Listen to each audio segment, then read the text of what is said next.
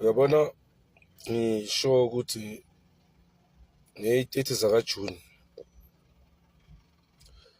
lento nihlelayo le strike izoba ishisa kakhulu eKZN. Ngisho because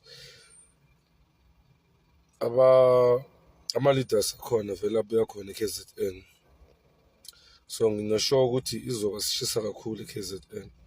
So my advice to laba abazoba part and parcel yalo shit lo nizoba niyenza ne, mase niqeda kuyenza lento bese uyanijikela, ningagijimeli kuma-province yethu, especially eMpumalanga.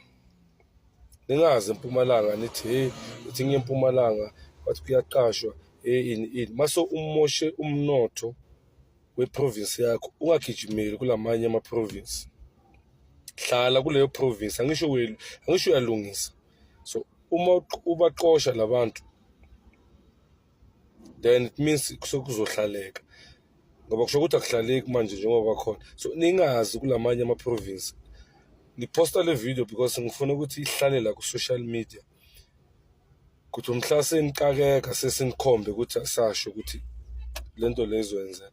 So uma nibaqosha niphize nihlale khona lapha eKZN, ningayi kulamanye ama-province ukuthi uyofuna umsebenzi. Akwazi ukuqosha abantu bese wena usuka uya kule yinye iprovince ukuthi uyofuna umsebenzi. Baqoshe kuprovince yakho, uhlale khona, usikhethele umsebenzi, usikhethele abantu bakho. Danko. Ngisho lokho because mangithi ngiyabheka wonke ama-leaders lama-March and March nabongizwe nabaphakela umthakathi babuye eKZN bonke, and most of the time they are based in KZN. So it means kahle kahle bona balwela iKZN ukuthi abantu bokufika bahambe. So which is fine by me. I mean, I'm not from KZN, I'm from Mpumalanga. It's fine by me. They can fight for their own province because ikhona le bayibonile thina ukuthi asiyazi boss asikhaze uKZN, yabona. But into ngifuna ukuyisho ukuthi ma ngathi wena you are based in KZN and ufuna ukuqosha abantu bokufika, then baqoshe lapha eKZN bese uyahlala lapha eKZN, because angisho bona awabafuni lapha kule province. Baqoshe bese uyahlala lapha kule KZN. Siyibone iKZN ukuthi izothuthuka indlela awanye ama-province njengoba abantu bakufika bazoba bahambile. Then after that, maybe nathi, I'm not saying we will, maybe nathi ngalabo eMpumalanga sizobaqosha sibone ukuthi eKZN bathuthukile man, baqoshe abantu bokufika bathuthukile.